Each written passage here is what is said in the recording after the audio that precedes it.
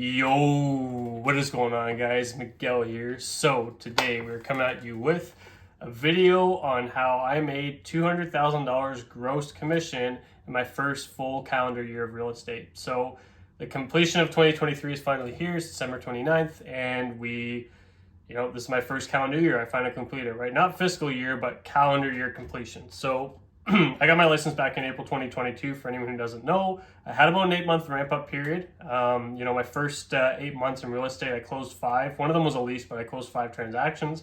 And since then, 2023 to now, 2024, I've been able to close 20 deals. I sold 21 units this year. One of them did fall apart.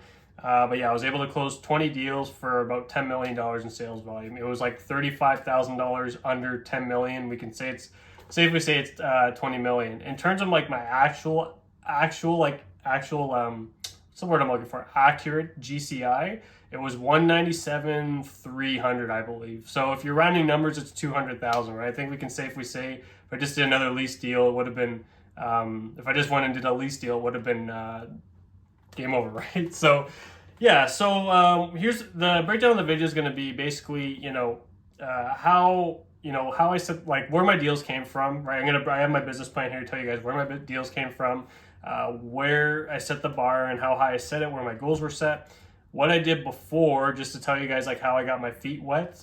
Even though this wasn't like my first 12 months, it still gives you an idea of how this year was so good for me because of what I did previously before I got my license, right? So we're going to go over that and what I do prospecting, right? So for some background, I don't come from a place of, people feeding me deals, a team. I am a solo agent. I am here in Canada, so I don't have expired listings. I have to kind of go out and do my own thing. And I don't come from a rich family. You know what I mean? Like, I don't have people that are like, oh, like reach out, or like I'm an older person where my friends and stuff are reaching out. I have to go out and proactively find all my deals, right? So, and make that name for myself. So that's going to be the other thing we're going to touch on. And the last thing is going to be what would I have done to improve that you're going to want to implement right away if you want to see a better 2024.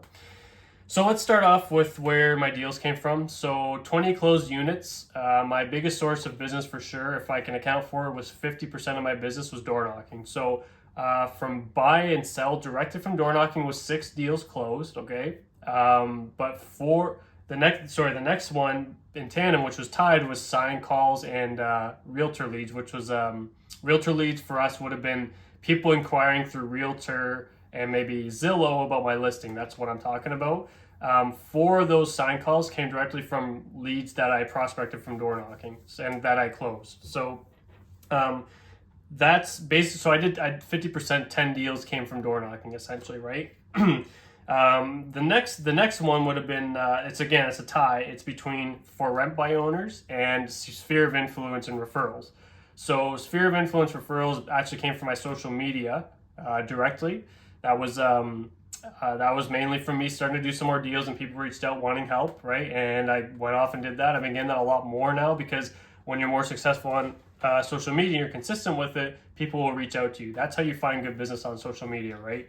For rent by owners was something where I'm calling Kijiji leads and reaching out through Facebook and talking to people who are renting their home that want to buy instead, absentee owners.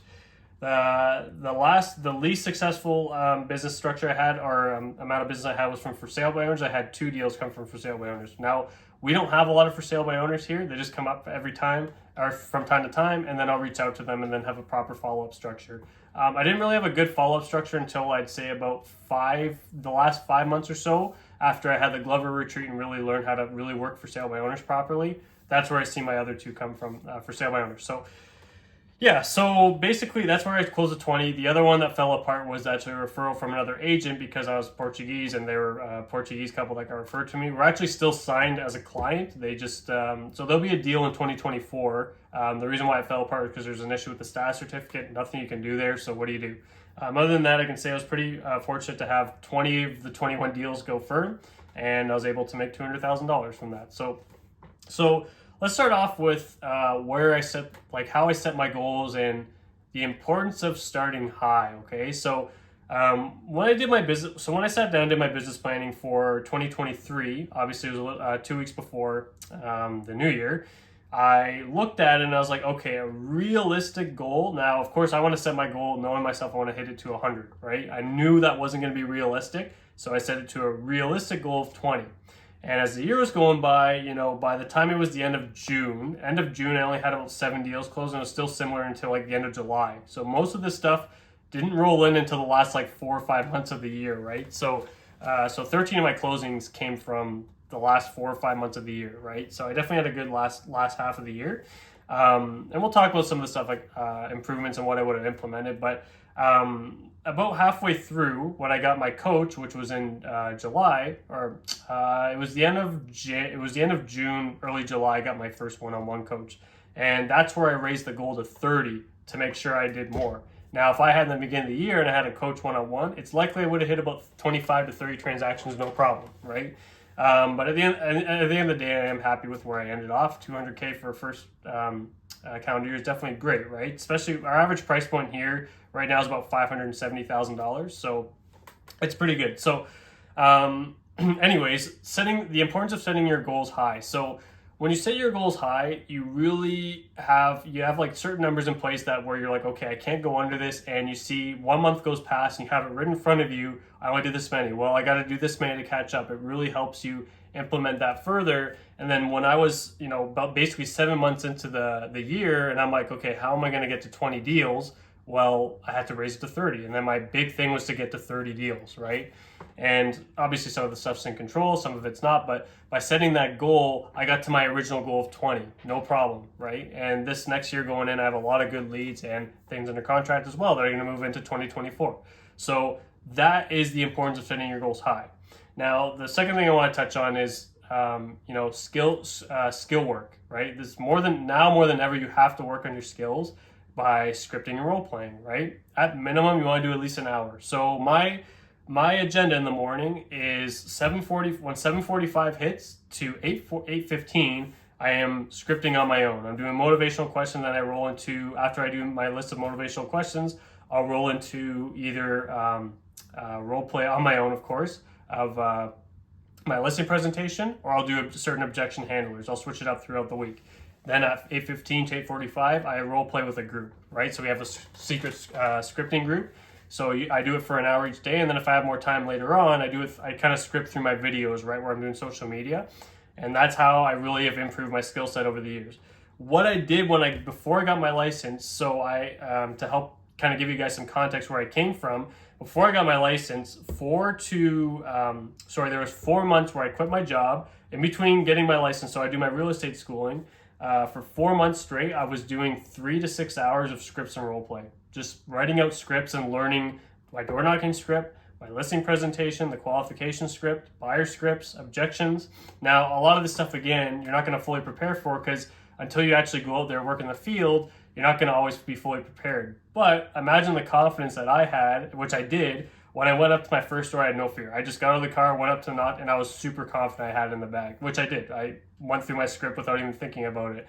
That's where you want to get to with your script. So mastering your scripts, especially in a market like this, you will definitely do well, and you have to have proper systems in place with things like sign calls, stuff like that. Highly recommend, because if you know what to say, people are going to hire you based on how you make them feel. So mastering your scripts, 100%, master your craft, make sure that's done, set in stone. So now let's talk about my prospecting efforts. So again, I don't come from a place where people, I have a team leader that's sending me in leads, or I have people like older people calling me, like my friends are old and they're calling me because they got to buy and sell.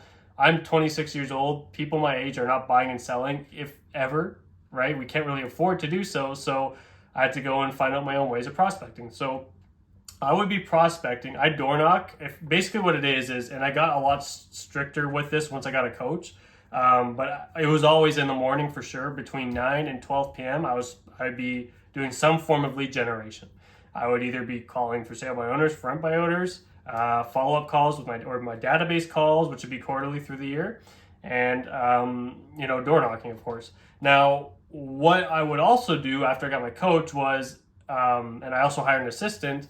Now that I have an assistant in place, if I don't have an appointment, I I'll prospect in the morning, and then I'll prospect in the afternoon. So I get about 5 to 6 hours in each and every day if I do not have an appointment. Okay, so doing that has definitely increased my numbers. It's only going to really catapult them moving forward into 2024. Okay, so my prospecting efforts, especially in Canada, you have to really figure out what's most effective, right? And in Canada, we have to door knock and make calls to random people, right? Instead of having a more targeted approach where you have expireds and for sale by owners, we kind of have to go about our own ways and really work for our leads, especially if you're not with a team. I'm a solo agent. I have to find ways to my own leads, right? Which involves skill work to make sure I was converting them at a higher pace and getting them in my database or converting them right at the door, right? So my conversion at the doors is very high. I do really well door knocking. I close on, at this point, it's about 18.5%, but you can safely say I close between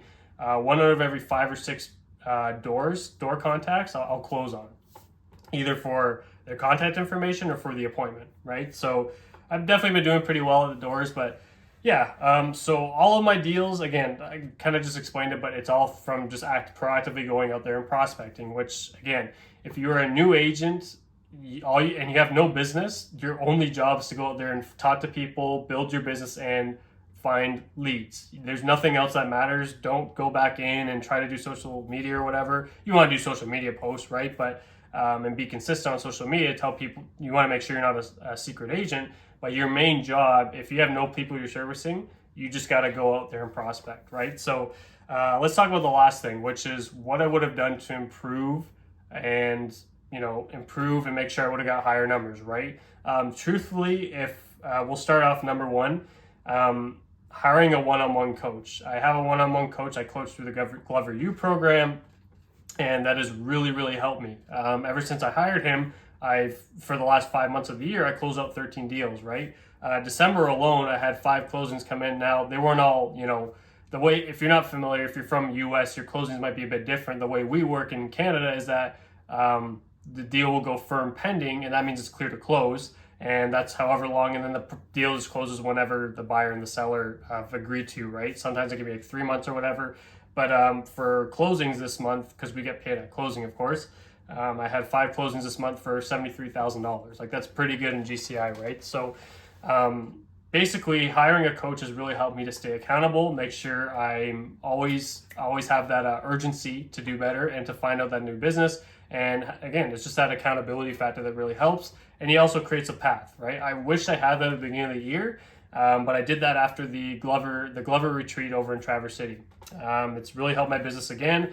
And through having a coach, I've actually gone ahead and I've hired my first assistant. So I do have an assistant who does my transaction coordination, does certain follow-up emails to make sure my clients are set up. Obviously, I'll follow up with them too to make sure they have any questions, but to make sure that nothing goes through the cracks. And then she also does she just mailed out my year-end review, right? She'll do stuff like that so I don't have to, right? She's basically there to make sure my job is proactively finding clients, following up with clients, and going out on appointments and negotiating contracts. That's all my job is, right? And ever since I've hired her, it's been that way, and it's been much easier for me to find more business and get my contacts in, right?